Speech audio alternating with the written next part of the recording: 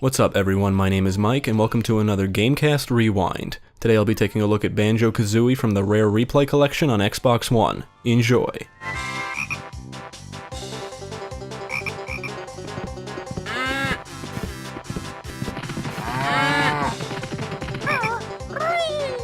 If you weren't around or didn't play games in the 90s, then I'm sorry. It was a time when you could put a game in your system and just play.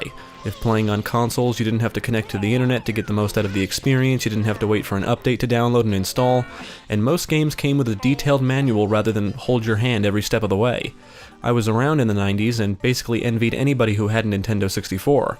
After the Super Nintendo, my parents deemed the gaming hobby too expensive, and I was pretty much on my own. I always wanted a 64 growing up, and by the time I had enough money to get one, the Dreamcast was out and I was convinced to get that instead, and we all know how that turned out.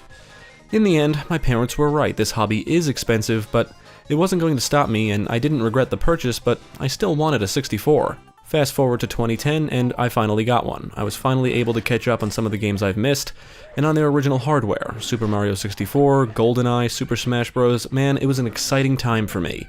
Back when the 64 was in its prime, I would say the system was known for two reasons, Nintendo and Rare.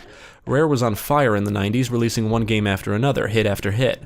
GoldenEye, Killer Instinct, Diddy Kong Racing, and even Perfect Dark, which released in 2000. Sadly, I missed out on all of these, but I was aware of these games since everybody would talk about them. I was an envious little boy. Developed by Rare and published by Nintendo, Banjo-Kazooie was released in 1998 for the Nintendo 64. For some reason, this game never interested me until I acquired the Rare Replay Collection released for Xbox One in August 2015. The version of Banjo-Kazooie in this collection is actually the remastered version, originally released in December 2008 and can be downloaded on Xbox 360 from the Xbox Live Arcade. This remastered version includes improved performance and visuals, some minor gameplay changes, and even some minor visual changes. Many will say Banjo-Kazooie is one of the greatest 3D platformers ever made. So let's take a look and see if that's actually the case, and if it even still holds up. Throughout the environments are molehills, and interacting with these will reveal bottles who will teach you new moves that can help you navigate the worlds and defeat enemies. You have the option to skip the basic tutorial at the beginning of the game where he teaches you all of the basic moves, but I would suggest playing through it if it's your first time playing, although you can view instructions on the basic moves from the main menu. Banjo can run, crouch, roll, swim, jump, and double jump with the help of Kazooie's wings, but these basic moves will only get you so far. Mastering the rest of the moveset is what will help you succeed. The claw swipe is when Banjo swipes with his claws. Beak barge is when Banjo crouches, Kazooie emerges from his backpack, and they lunge forward for a powerful attack. Rat-a-tat-rap is when Banjo jumps and Kazooie attacks with her beak while they're in mid-air. Beak Buster is an extremely useful move where Banjo jumps, flips upside down, and Kazooie will pound to the ground with her beak, useful for killing enemies and pushing buttons. Talon Trot is another useful move, and I found myself using it more than any other. Kazooie will stick her legs out of the backpack and carry Banjo around, letting you run faster than normal, and it also allows the duo to run up steep slopes. Flap Flip involves Banjo crouching, and then with the help of Kazooie doing a flip to jump high into the air. The Wonder Wing move involves Kazooie shielding Banjo with her wings, making the duo invulnerable, but this move does require a stock of gold feathers. You'll learn to shoot eggs from Kazooie's mouth or even from Banjo's butt, I think, in which case they will bounce.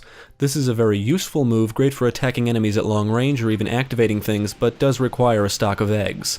Bottles will also teach you different abilities that require the use of something else found in the environments.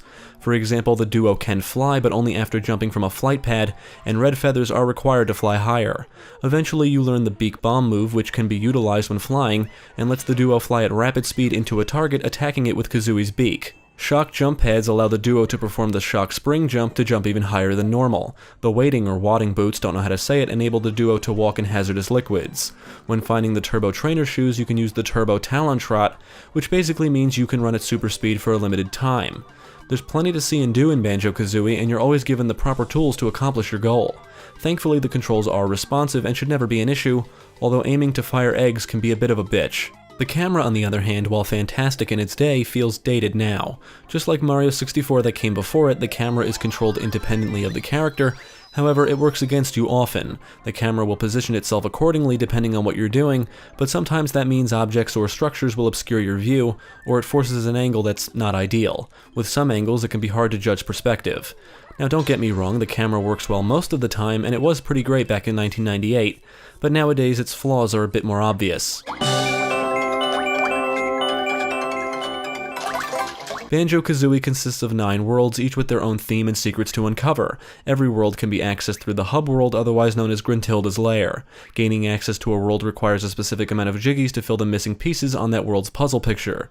10 Jiggies can be collected in each world by either discovery or by completing objectives. Now, the puzzle pictures are not always near the world's entrance, which leads to one of my minor gripes, a confusing hub world. Gruntilda's lair is rather large, with different areas, paths, and tunnels to explore that lead to different worlds, secrets, and even cauldrons that can warp you to different parts of the lair. But you can only warp after discovering 2 of the same colored cauldrons. Even with the cauldrons, the lair can be confusing to navigate, making it easy to get lost, and even forget where world entrances are. This is probably a bigger issue for first-time players, but it does get annoying if you need to revisit a world you haven't been to in a while and don't remember where the entrance is. The worlds themselves are large and open, but not so huge that it's easy to get lost or confused. Although Click Clock Wood does kind of drag on. You can't have a good 3D platformer without 2 things, responsive controls and good level design. Luckily, Banjo-Kazooie delivers on both. Now, I've always loved platformers, but as I've gotten older, I've started to dislike the mini-games many 3D platformers seem to employ. I just want to explore levels, collect items, kill enemies, and discover secrets. Some of the worlds here do consist of mini-games, but it's nowhere near as rampant as in Banjo-Tooie. You'll have to protect Twinklies from getting eaten, solve basic puzzles, and there's even some racing thrown in here because that's not fun. Unfortunately, you need to complete the minigames to be rewarded with Jiggies, but at least they're not too difficult or tedious. Other than minigames, you'll need to explore the worlds to find Jiggies, and for the most part it's all good fun. Every world has 5 different colored Jinjos that need to be rescued, and rescuing all of them rewards you with a Jiggy. Many of the worlds have friendly NPCs that are usually in need of your assistance, and they will reward you with Jiggies if you help them. For example, in Gobi's Valley, you'll need to find a way to get Trunker some water, you'll need to find all of the presents for the kids in Freezeezy Peak, and you'll need to free Snorkel who's trapped under the boat in Rusty Bucket Bay. Most of the NPCs are easy enough to find since they're usually out in the open, but figuring out what you need to do to help them or where to find the items they require will take some thinking and exploring. Scattered throughout the worlds are Mumbo tokens that act as a form of currency. In some worlds, Mumbo can be found in a hut, and if you give him the required amount of tokens, he will transform you into an animal, and in the Mad Monster Mansion world, a pumpkin. Transforming into these creatures is necessary for gaining access to specific locations, not normally accessible by the duo on their own, usually to acquire a Jiggy. In fact, you can leave the world as these creatures to acquire Jiggies in Gruntilda's lair, usually revealed by finding and pressing the hidden witch switches in each world. Scattered throughout each world is 100 musical notes, and you need a certain amount of these notes to break the seals of note doors in Gruntilda's lair, which grant you access to new areas of the lair. And unlike the original game, this remaster saves how many notes you've collected, so you're never required to collect them all in a world in one run. In addition to the major collectibles are other items and things to discover, like Cheeto, who will provide you with cheats if you can find him hidden in Gruntilda's lair. There's also the extra honeycomb pieces, and after collecting 6 of them, your health or energy meter is permanently increased. And let's not forget the infamous stop and swap items. Hidden throughout the game are mystery eggs and a large key made out of ice. Back in the day, it was planned that these items would unlock things in the sequel, Banjo-Tooie, and required the player to quickly swap game cartridges, but due to, I think, hardware limitations, this concept never happened, but the items are still in the game. However, collecting these items in the Xbox Live Arcade version, including the one found in Rare Replay, unlocks vehicle parts in Banjo-Kazooie Nuts and Bolts. Apparently, they also unlock extras in the Xbox Live Arcade version of Banjo-Tooie.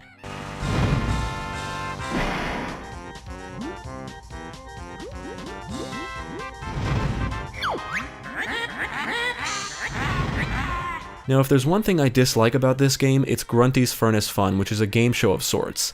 Before you can battle Gruntilda, you need to complete Gruntys Furnace Fun, and it's just awful. Why did they do this?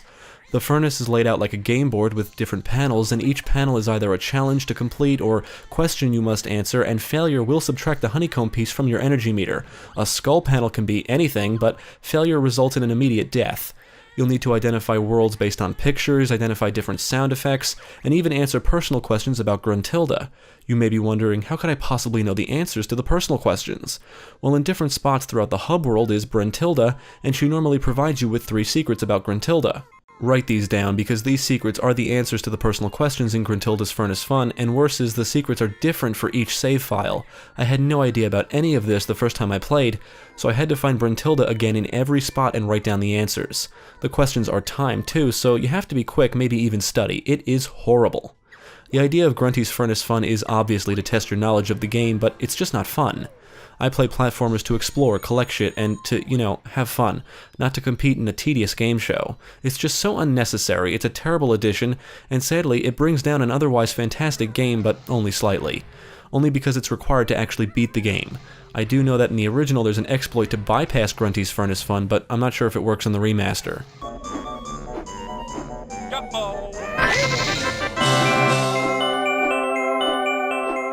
The worlds themselves are excellently designed and memorable. Banjo-Kazooie is more about exploration than it is about engaging enemies. The worlds don't have many enemies, and the ones that are here usually don't pose much of a threat and can easily be defeated.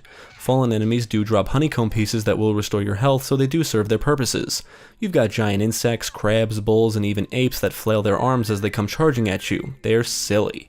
Some of the more dangerous enemies include sharks that appear when you enter certain bodies of water, and even floating aquatic mines that will slowly move towards you if you're detected and explode upon impact. Other than Gruntilda, there's no real boss battles, but some worlds include what I'll call mini-bosses, since these enemies are large and take more than one or two basic attacks to defeat. Now, each world's theme is unique, and the themes are what make each of them stand out. Treasure Trove Cove is my favorite. It's sunny, tropical, and surrounded by the ocean. Ironically, in real life, I hate the beach. Mad Monster Mansion is filled with ghosts and skeletons, and you can even flush yourself down a toilet. Gobi's Valley is a desert world complete with sphinxes and magic carpets. Even if you don't like the theme, every world is fun to explore for the most part, and as you progress, the worlds become more challenging. You'll need to press buttons, break things to gain access to new areas, interact with things, and check every nook and cranny to make sure you don't miss anything. If you've been around a while or played platformers before, figuring out most things should be easy, but not everything you need to do is obvious. The final two worlds, Rusty Bucket Bay and Click Clock Wood, are a bit tedious. Rusty Bucket Bay consists of nasty water that will deplete your air meter twice as fast, and one of the Jiggies is just a real pain in the ass to acquire. Click Clock Wood is a forest world with its own little hub world of sorts. There's one main area where you have to do everything, but each door you walk through to get there will change the season. You'll need to do things in one season to reveal or change something in another season, and if it's your first time playing, it may require a lot of backtracking. The platforming in this world also requires more precise jumps, so completing this world could take you a while, maybe double, even triple the amount of time it would take you to complete another. The changing world is a cool concept. I probably would have appreciated it more in 1998, but the way it's done, it just feels like a drag to get through.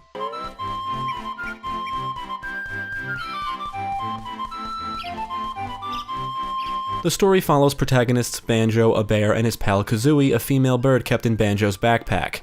An evil witch named Gruntilda learns that Banjo's younger sister Tooty is more beautiful than she is, so she develops a machine to transfer a person's beauty, and then proceeds to kidnap Tooty while Banjo is sleeping. It's the basic damsel in distress premise, and your ultimate goal is to defeat Gruntilda and rescue Tooty.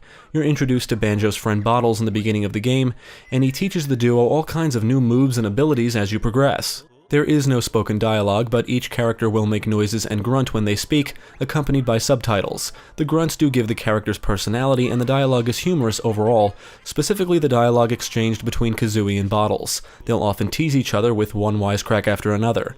Banjo and Kazooie are a team, and I found them to be both likable and memorable protagonists.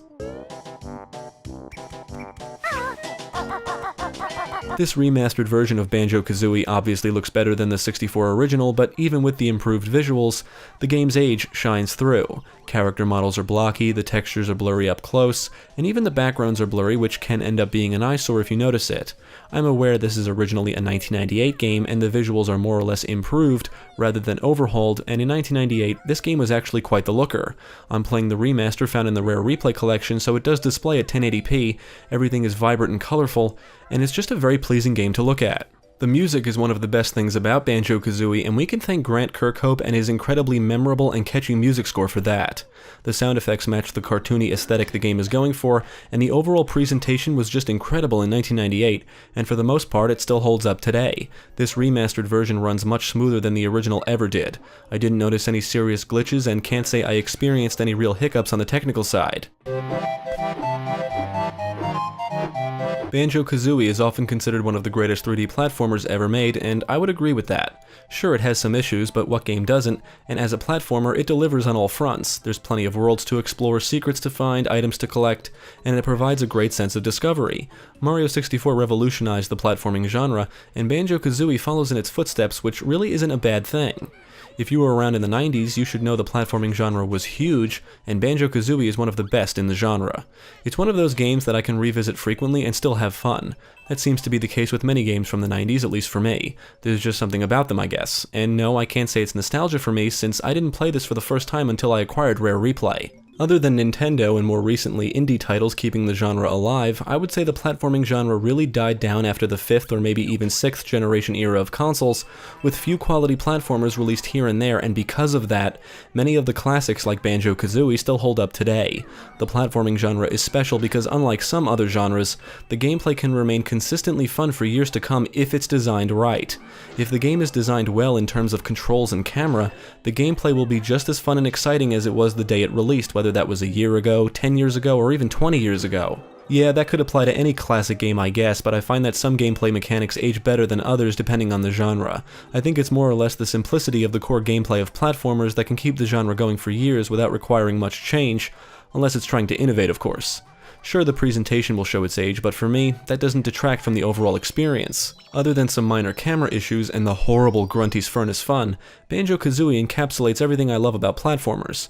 I don't really care much for minigames in my platformers, and thankfully there's not many here, but what is here is a fun overall experience that anyone would enjoy, even today.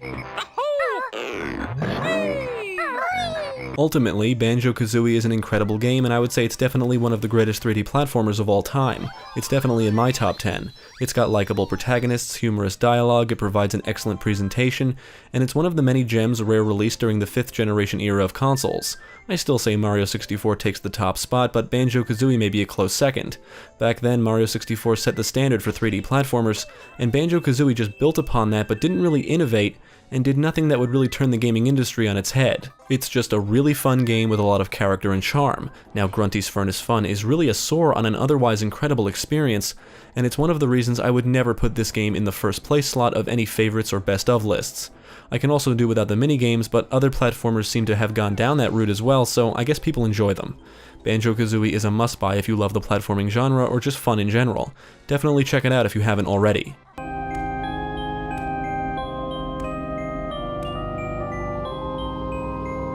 Thanks for tuning in. I hope this video proved helpful. Stick with GameCast for more quality content, including the latest gaming news, podcasts, let's plays, and even more reviews. Be sure to check out my channel, Gaming Pastime, for new game reviews released every week. My name is Mike, and I thank you for watching.